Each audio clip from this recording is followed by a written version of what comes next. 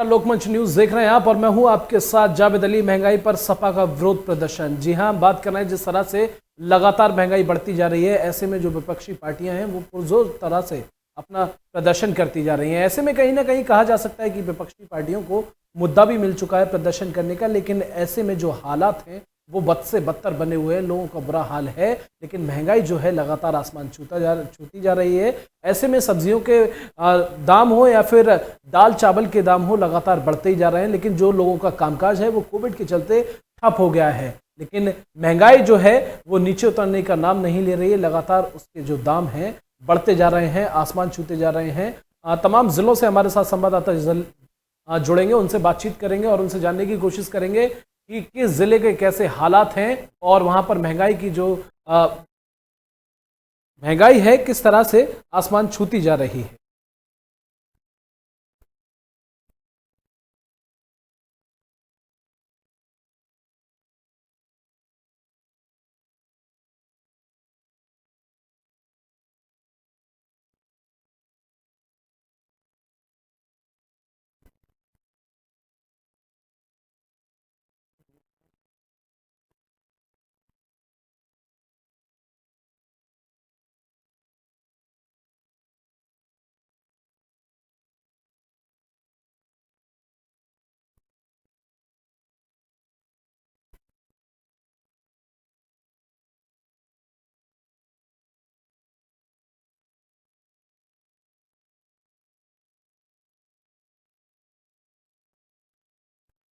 तो महंगाई पर लगातार जो है सपा का पुरजोर प्रदर्शन है। ऐसे में सपाइये जो हैं कहीं ना कहीं सड़कों पर उतर आए हैं। सभी समाजवादी पार्टी के कार्यकर्ता, वरिष्ठ नेताओं ने जमकर जो है बीजेपी सरकार की धज्जियां उड़ाई। ऐसे में पुलिस प्रशासन का हुजूम भी उमड़ा रहा, बीच बीच में बैरिकेडिंग भी कर दी गई। लेकिन जो समाजवादी पार्टी के कार्यकर्ता हैं कहीं ना कहीं वो पीछे हटने का नाम नहीं ले रहे हैं। ये भी कहा जा सकता है कि चुनाव नजदीक है, ऐसे में भारी मुद्दा उनके पास है। विपक्षी पार्टियों को एक बड़ा मुद्दा मिल चुका है महंगाई का, लेकिन कहीं ना कहीं जो महंगाई है वो वाकई बढ़ती जा रही है, आसमान छूती जा रही है। ऐसे में लोगों का पूरा जीवन जो है वो अस्त व्यस्त हो गया है।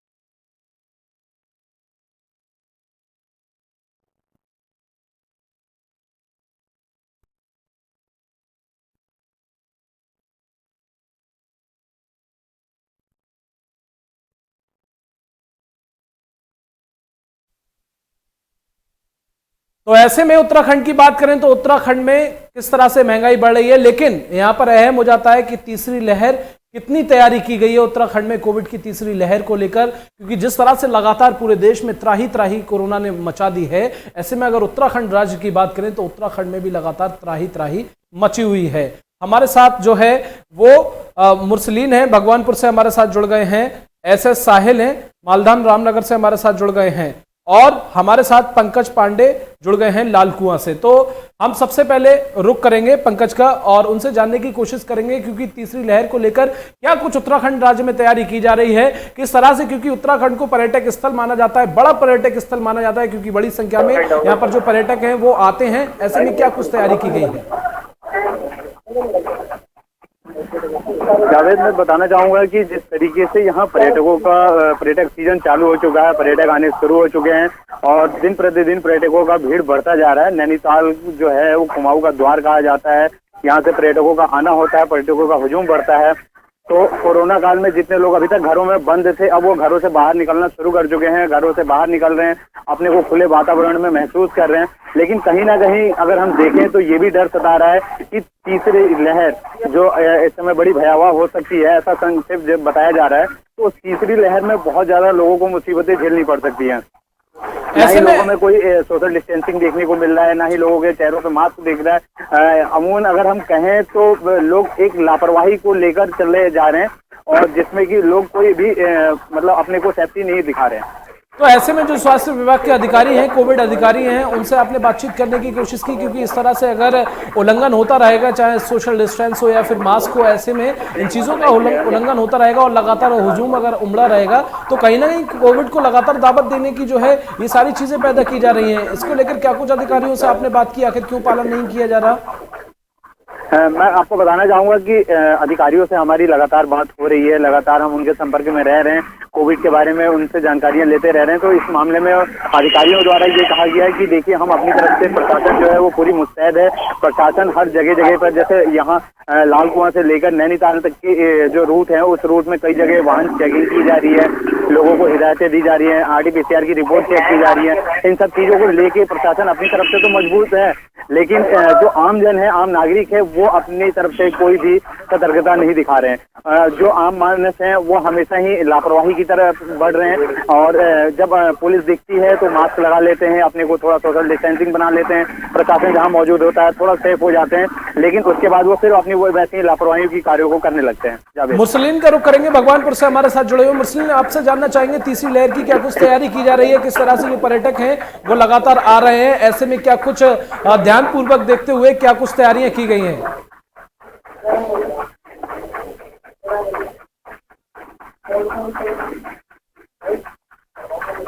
मुरसलीन, आपको आवाज मिल पा रही है? ठीक है, तकनीकी खराबी के चलते मुरसलीन से हमारा संपर्क नहीं हो पा रहा है। हम साहिल का रुख करेंगे, रामनगर से हमारे साथ जुड़े हुए। साहिल, क्या कुछ तैयारी की जा रही है तीसरी वेव को देखते हुए? जावेद जी, देखिए, मैं आपको बता दूं कि जिस तरीके से अभी हम दूसरी लहर से पूरी तरीके से उभरे नहीं है, अब तीसरी लहर के लिए भी शासन द्वारा चेतावनी दे दी गई है कि तीसरी लहर बड़ी भयावह हो सकती है। और अगर हम बात करें रामनगर की, तो रामनगर का जो कुमाऊं है, हमारा कुमाऊं मंडल का द्वार रामनगर को कहा जाता है, और यहाँ पर विश्व प्रसिद्ध कॉर्बेट नेशनल पार्क है, जहाँ पर देश विदेश से सैलानी घूमने के लिए आते हैं। लेकिन लॉकडाउन के चलते नहीं वो लोग आ पा रहे। लेकिन जो यहाँ की जनता, जो लगभग 2 सालों से कहेंगे हम, एक तरीके से कैद चल रही थी घरों के अंदर, तो आसपास के जो शहर हैं या आसपास के जिले, राज्य कह लीजिए, वहां से जो लोग घूमने के लिए यहाँ पे आ रहे हैं, उनके लिए जांच की व्यवस्था जो विभाग की तरफ से की गई है, वो मात्र बॉर्डरों पे ही की जा रही है।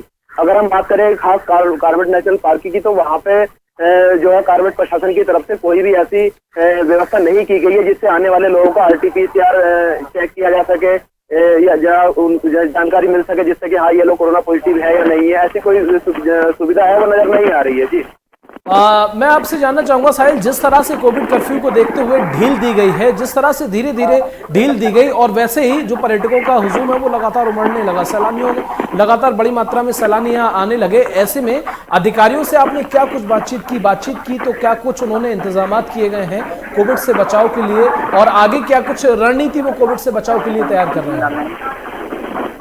देखिए जावेद जी, अगर हम बात करें अधिकारियों की, तो अधिकारियों से लगातार हमारा संपर्क है। अधिकारियों का यही कहना है कि कोविड के नियमों का जो है उल्लंघन कतई भी बर्दाश्त नहीं किया जाएगा, और हम लगातार जो है कोविड की गाइडलाइन को फॉलो करा रहे हैं। लेकिन सच्चाई जो है वो बहुत दूर है इससे, जबकि ऐसा कुछ नजर नहीं आ रहा। फील्ड के अंदर आप लगातार मार्केटों के अंदर भी भीड़ उमड़ कर आ रही है, और एकदम से एक ढील दे दी गई, जिससे कि तीसरी लहर को ऐसा लगता है कि तीसरी लहर के लिए जो है शासन ने जनता को खुला छोड़ दिया कि अब बुलाइए तीसरी लहर को उत्तराखंड के अंदर।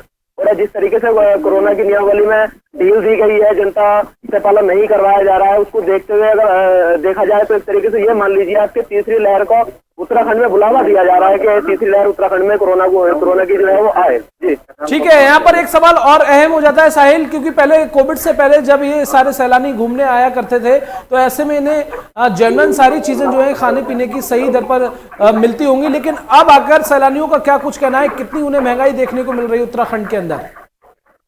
जी जावेद, देखिए, अगर हम महंगाई की बात करें तो उत्तराखंड के पूरे देश में इस समय महंगाई जो है चरम सीमा पर है जी। और जिस तरीके से अब सरकार ने जो गाइडलाइन जारी की है, उसमें सरकार ने ये कहा है कि होटल रेस्टोरेंट वगैरह जो है 50% क्षमता के साथ जो है खोले जाएंगे।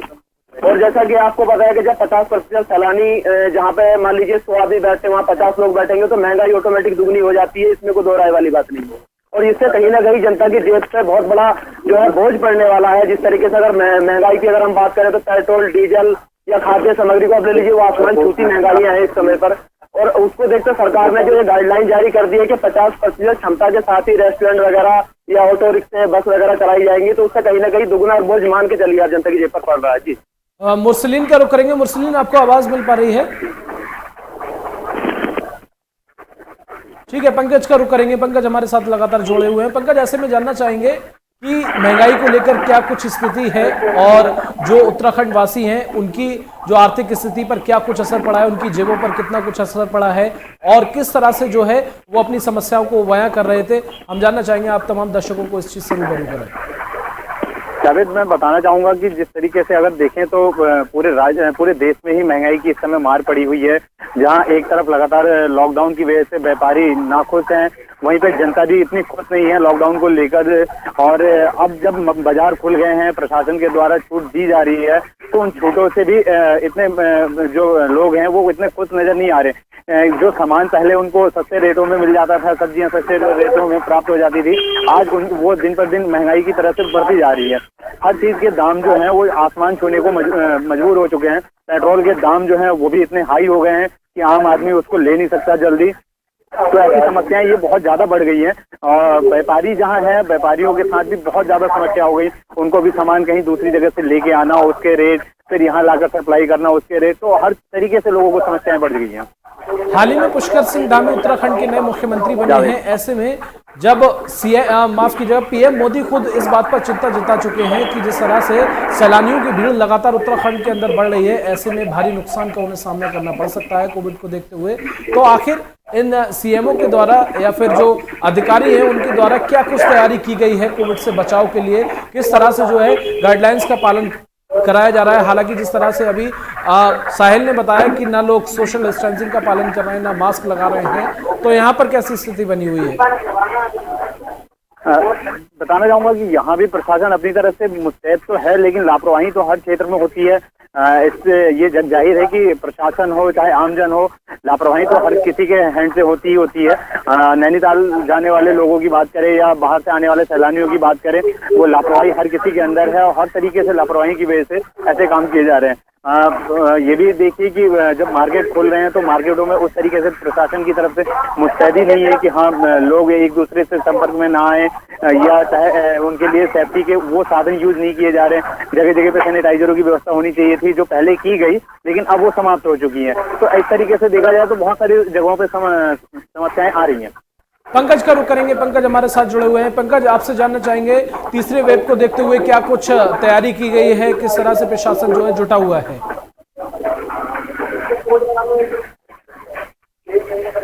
पंकज, आपको आवाज आ रही है? जी जी जी। पंकज, आपसे जानना चाहेंगे किस तरह की तैयारी को लेकर, जो तीसरी लहर आने वाली है उसको लेकर क्या कुछ उत्तराखंड में तैयारी की गई है, क्योंकि लगातार बड़ी संख्या में यहाँ पर सैलानी आना शुरू हो गए हैं जो कहीं ना कहीं खतरे से खाली नहीं है। क्या कुछ तैयारी की गई है इसको देखते हुए? जावेद, आपको बताना चाहूंगा कि उत्तराखंड में प्रशासन अपनी तरफ से मुस्तैद तो है, लेकिन उस तरीके से अभी तैयारियां नहीं हो चुकी। मैं अपने विधानसभा की बात करूं तो यहाँ पे 100 कमरे पहले से मुहैया कराए गए थे अस्पताल के तौर पे कि जो मरीजों के देखभाल के लिए किया जाएगा, लेकिन अभी तक उनका कोई सुचारू रूप से संचालन नहीं हो पाया। पूर्व कैबिनेट मंत्री के द्वारा 30 कमरों की एक अस्पताल का निर्माण किया गया था, सिर्फ निर्माण मात्र से ही वो रह गया, आज तक वो भी चालू नहीं हो पाया। ठीक है, ठीक है, बहुत सी चीजें हैं। ठीक है पंकज। मुरसलीन का रुख करेंगे। मुरसलीन हमारे साथ जुड़ गए हैं। मुरसलीन, आपसे जानना चाहेंगे तीसरी वेव को देखते हुए क्या कुछ तैयारी की गई है? भारी मात्रा में यहाँ पर सैलानी आना शुरू हो गए हैं।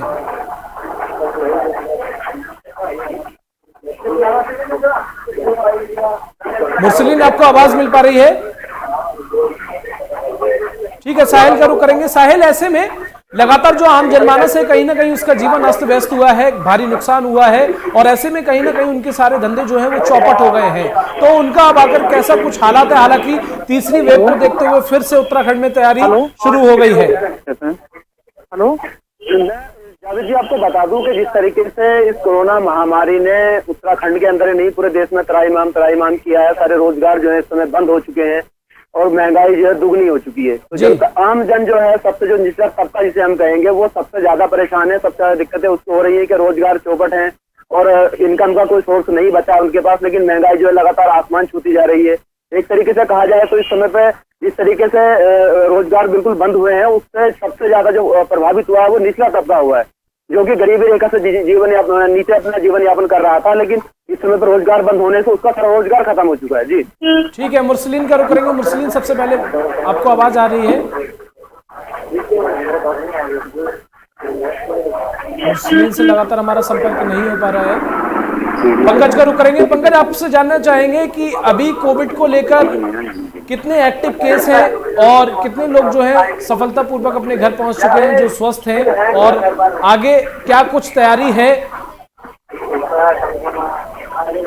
जी जावेद, मैं बताना चाहूंगा कि प्रशासन अपनी तरफ से मुस्तैद तो है, लेकिन उस तरीके से जन जागरूक नहीं हो पा रहा। जिस तरीके से पहली लहर में जागरूक किया गया था, लोगों को अभियान के लिए बताया गया था, उस तरीके से कार्य किए गए थे। प्रशासन अपनी तरफ से कितनी भी कमर कस ले, लेकिन आम जनमानस की वजह से कहीं ना कहीं लापरवाही होनी है। प्रशासन अपनी तरफ से कड़े कानून लेके आता है, कड़ी कड़ाई करता है, लेकिन जैसे सैनिटाइजर की बात अगर हम करें तो सैनिटाइजर भी जगह जगह उपलब्ध नहीं कराए जा रहे हैं। लोग अब जो मार्केट में उतर रहे हैं वो बिना मास्क वगैरह के उतर जा रहे हैं, जिसकी वजह से समस्या बढ़ रही है। तीसरी लहर उत्तराखंड में आमंत्रित हो रही है, इसी अपने आप ही आमंत्रित हो रही है। जो बाहर से सैलानी आ रहे हैं वो सभी आमंत्रित करते जा रहे हैं कि हाँ, उत्तराखंड में भी तीसरी लहर है। जावेद, मुरसलीन, आपको आवाज मिल पा रही है? पंकज, यहाँ पर एक सवाल और अहम हो जाता है। सवाल ये है क्योंकि जिस तरह से लगातार सैलानी आ रहे हैं, क्योंकि लगातार जो उत्तराखंड में सबसे ज्यादा कोविड के केस देखने को मिले, और उत्तराखंड सरकार ने अब तक आकर कहीं ना कहीं दूसरे राज्यों से आने वाले लोगों पर पाबंदी लगा रखी थी कि जब तक उनके टेस्ट नहीं होंगे वो उत्तराखंड राज्य में प्रवेश नहीं कर सकते। लेकिन अभी हाल फिलहाल की तस्वीरें देखी जाए तो ज्यादा मात्रा में जो है सैलानी घूमते हुए नजर आ रहे हैं, ज्यादा मात्रा में जो है जगह जगह जो है भीड़ें लगी हुई हैं। ऐसे में कहीं ना कहीं कोविड को लेकर एक बड़ी जो है समस्या के साथ उत्तराखंड फिर से गिर सकता है। इसको लेकर क्या कुछ आपने अधिकारियों से बात की? आखिर क्यों लगातार इस तरह की लापरवाहियां निकलकर सामने आ रही हैं? जी जावेद, बताना चाहूंगा कि प्रशासनिक अधिकारियों से लगातार बात हो रही है, लगातार हम उनके संपर्क में हैं, लेकिन उनका भी यही कहना है कि हम आदेश का पालन करवा रहे हैं। जगह जगह हम अभियान चला रहे हैं, प्लस सड़कों में रोड पर सैलानियों की चेकिंग की जा रही है, चीजों का ध्यान दिलाया जा रहा है, दिया जा रहा है। तो उनके पास अगर उपलब्ध ना हो तो प्रशासन अपनी तरफ से भी दे रहा है, लेकिन कहीं ना कहीं सारी तैयारियों के बावजूद भी प्रशासन विफल होते हुए दिखाई दे रहा है कि प्रशासन उस तरीके से मुस्तैद नहीं हो पा रहा, उस तरीके से कड़ाई नहीं दिखा पा रहा जिस तरीके से ये कड़ाई होनी चाहिए। जावेद, साहिल का रुख करेंगे। साहिल से जानने की कोशिश करेंगे कितनी मात्रा में जो है रेस्टोरेंट या फिर जो स्विमिंग पूल है या फिर जो मार्केट है, कितनी प्रतिशत तक अभी खोलने की इजाजत दी गई है, और जो मार्केट में तमाम लोग हैं उनका क्या कुछ कहना है? किस तरह से मंदाई छाई हुई है, किस तरह से जो है महंगाई को देखते हुए परेशानियों का उन्हें सामना करना पड़ रहा है कोविड को लेकर?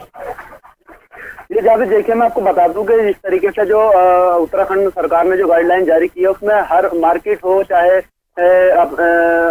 रेस्टोरेंट हो, होटल हो, ठीक है, उसमें जो है 50% क्षमता के साथ चलाने की उनको अनुमति दी गई है। अगर हम बात मार्केट की करें तो व्यापारी इस समय खासा परेशान नजर आ रहा है, क्योंकि जिस तरीके से उसको उम्मीद थी कि जब लॉकडाउन के में थोड़ी ढील दी जाएगी तो व्यापार जो है उसका अच्छा चलेगा, लेकिन ऐसा कुछ नजर नहीं आ रहा। जनता की जेब में पैसा है नहीं, तो व्यापारियों को इससे ज्यादा दिक्कतें हो रही है क्योंकि उनकी वो सेल नहीं हो पा रही जितना उनको बिजनेस मिलना चाहिए था। जी, कहीं ना कहीं जो सब्जियों के दाम हैं और जो और भी फल हैं, ऐसे में लेकर महंगाई को लेकर कहीं ना कहीं उनके दाम भी आसमान छूते जा रहे हैं। तो ऐसे में जो दिहाड़ी मजदूर वाले लोग जो हैं, इनका कोविड के चलते काम जो है फुल तरह से पस्त हो गए, वो बर्बाद हो गए। ऐसे में उनका क्या कुछ कहना है, किस तरह से वो अपने परिवार का पालन पोषण कर रहे हैं?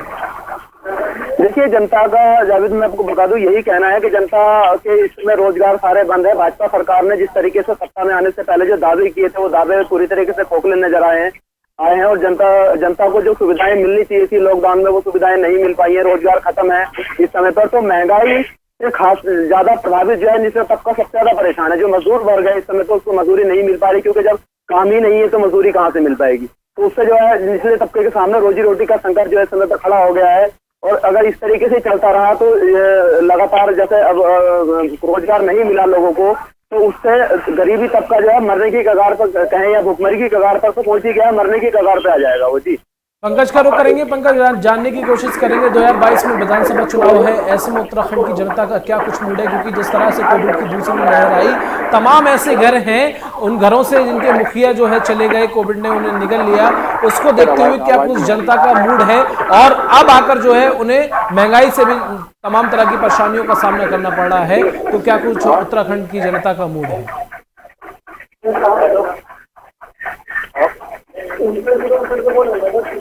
पंकज, आपको आवाज आ रही है? जी आवाज आ रही है, एक बार रिपीट करें। पंकज, आपसे जानना चाहेंगे 2022 में विधानसभा चुनाव है, ऐसे में विधानसभा चुनाव के सिर्फ 4 से 5 महीने बचे हुए हैं। ऐसे में उत्तराखंड की जनता का क्या कुछ मूड है, क्योंकि महंगाई जो है लगातार चरम पर पहुंचती जा रही है और लोगों के जो हालात हैं, जो रोजमर्रा की जिंदगी जीने वाले या फिर जो नौकरी थे, जो प्राइवेट नौकरी करते थे, कहीं ना कहीं उनकी नौकरियां भी चली गई। उसको देखते हुए उनका क्या कुछ कहना है, क्या कुछ प्रतिक्रिया है? जी बताना चाहूंगा कि आम जनमानस जो है वो हर चीज देख रहा है, हर चीज नोटिस कर रहा है, कौन सी पार्टी क्या कर रही है। अगर हम बात करें 2022 के चुनाव की, तो चुनाव में भी आमजन यही देख रहा है कि हाँ हमें किस तरीके से अपने को आगे किस तरीके से हमें किसी पार्टी को आगे बढ़ाना है या किसी पार्टी के हमें बहुमत देना है। वो सारी चीजें डिपेंड करती हैं महंगाई को लेकर, कोरोना ऐसी चीजों को लेकर। आमजन जो है वो लगातार ही परेशान हुआ है पिछले 2 वर्षों से, तो उसको कहीं ना कहीं मन में टीस है कि हाँ अगर कोई और भी सरकार होती है, उत्तराखंड की अगर हम खास करके बात करें तो उत्तराखंड में उस तरीके से विकास नहीं हो पाया है जिस तरीके से विकास होना चाहिए था। एक तो पहले से ही यहाँ रोजगार की कमी है, ऊपर से कोरोना काल आने की वजह से और ज्यादा रोजगारों की समस्या आ गई है। बाहर से लोग अपने रोजगार छोड़कर उत्तराखंड में आगे बढ़ गए हैं, तो वो भी कहीं ना कहीं उनके मन में भी चीज है कि हाँ अब जब हमें रोजगार नहीं तो चुनाव कैसा और कौन सी पार्टी। तो लगातार इस चीज को लेकर लोगों के मन में ऐसे विचार आ रहे हैं कि जो हमें उद्धार करेगा हम उसके पक्ष में जाएंगे। वहीं तीसरी पार्टी आम आदमी पार्टी ने भी क्षेत्र में अपना जज्बा बनाना शुरू कर दिया है। आम आदमी पार्टी के द्वारा भी लगातार ही प्रचार प्रसार बढ़ाए जा रहे हैं और अपना कार्य किया जा रहा है। जावेद, हाल ही में बीजेपी ने उत्तराखंड में 100 यूनिट फ्री देने का वादा किया है और इस योजना का जो प्रस्ताव है वो भी पास हो चुका है। ऐसे में अभी बीते 2 दिन पहले ही दिल्ली के मुख्यमंत्री अरविंद केजरीवाल जो है आते हैं देहरादून में और जो है सभा को संबोधित करते हुए, लोगों को संबोधित करते हुए 300 यूनिट फ्री बिजली देने का वादा करते हैं। तो ऐसे में जनता का क्या कुछ कहना है? जिस दौर से जनता, जिस कोविड के दौर से या फिर जिस महंगाई के दौर से जनता गुजर रही है, तो इन सारी योजनाओं को जनता क्या समझ रही है? क्या जनता की समझ में चुनावी लॉलीपॉप ये समझ में आ रही है या फिर जनता की क्या कुछ प्रतिक्रिया है इन पर? जी बताना चाहूंगा कि जनता का सीधा सीधा यही अभिप्राय है कि जिस सरकार के द्वारा हमें रोजी रोटी उपलब्ध हो पाएगी, जिससे सरकार से हमें विकास प्राप्त हो सकता है, हम उसी के पीछे जाएंगे। अगर अरविंद केजरीवाल जी की पार्टी की बात करें, आम आदमी पार्टी की अगर हम बात करें, तो आम आदमी पार्टी अभी फिलहाल तो चुनाव तो दूर है, फिलहाल अभी वो अपनी घोषणाएं करने में लगे हैं। जैसे उन्होंने 300 यूनिट बिजली बिल के लिए घोषणा कर दी कि हमारी सरकार आएगी, हम इतना बिल फ्री देंगे। तो सिर्फ घोषणाओं से नहीं होता, वो देखना होता है कि हाँ कौन सी सरकार किस तरीके से कार्य करती है। अगर हम उनके दिल्ली क्षेत्र की ही बात कर लें तो दिल्ली क्षेत्र में अभी भी पानी बहुत बड़ी समस्या है, अभी भी वो पानी उपलब्ध नहीं करा पाए हैं ठीक से। और उत्तराखंड में आके जहाँ खुद की बिजली होती है, खुद का पानी होता है, यहाँ पर वो घोषणाएं करते हैं कि हम ये दोनों चीजें बिल माफ करेंगे। तो ऐसी घोषणाओं से जनता लुभावित नहीं होगी, जनता को विकास चाहिए और रोजगार चाहिए। चलो बात मुरसलीन का रुख करेंगे। मुरसलीन, सबसे पहले आपको आवाज आ रही है? सर आवाज नहीं मिल पा रही है। ठीक है, साहिल का रुख करेंगे। साहिल, जिस तरह से मसूरी पर्यटकों के लिए एक बड़ा स्थल माना जाता है उत्तराखंड के अंदर, ऐसे में मसूरी में कहीं ना कहीं कोविड गाइडलाइन का पालन होता हुआ दिखा और जब होटल जो है, होटल में जब पर्यटक पहुंचे तो उन्हें कहीं ना कहीं वहां पर कमरा नहीं दिया गया। तो ऐसे में उन पर्यटकों का क्या कुछ कहना है जो पहले आते थे, उन्हें सारे इंतजाम मिलते थे और वो अच्छे से घूम पाते, सैर कर पाते थे? ऐसे में क्या कुछ उन सैलानियों का कहना है? देखिए जावेद, मैं आपको बता दूं कि लॉकडाउन से सारी व्यवस्था उत्तराखंड की चरमरा गई है बुरी तरीके से। कोरोना ने जो प्रहार किया उत्तराखंड के ऊपर, और जिस तरीके। ठीक है, आप तीनों मेहमानों का बहुत बहुत शुक्रिया। आप तीनों संवाददाता हमारे साथ उत्तराखंड से जुड़े हुए थे, जहां से आप लोगों ने तीनों ने अपडेट के साथ पहुंचाया कि किस तरह से जो है उत्तराखंड के हालात बने हुए हैं, तीसरी लहर को लेकर कितनी तैयारी में सरकार जुटी हुई है और जो महंगाई है उसका स्तर लगातार कितना बढ़ता जा रहा है। आप लोगों ने रूबरू कराया किस तरह से लोगों को परेशानियों के दौर से गुजरना पड़ा है, क्योंकि उत्तराखंड को पर्यटक का एक बड़ा स्थल माना जाता है, भारी मात्रा में पर्यटक यहां पर घूमने आते हैं। ऐसे में कहीं ना कहीं अब कुछ दिन पहले ही कोविड कर्फ्यू के दौरान ढील दी गई है, लेकिन जो पर्यटकों का हुजूम है वो लगातार उमड़ता हुआ जा रहा है। ऐसे में कहीं ना कहीं कोविड की तीसरी लहर को देखते हुए लगातार खतरा बना हुआ है। फिलहाल के लिए बस इतना ही। नमस्कार।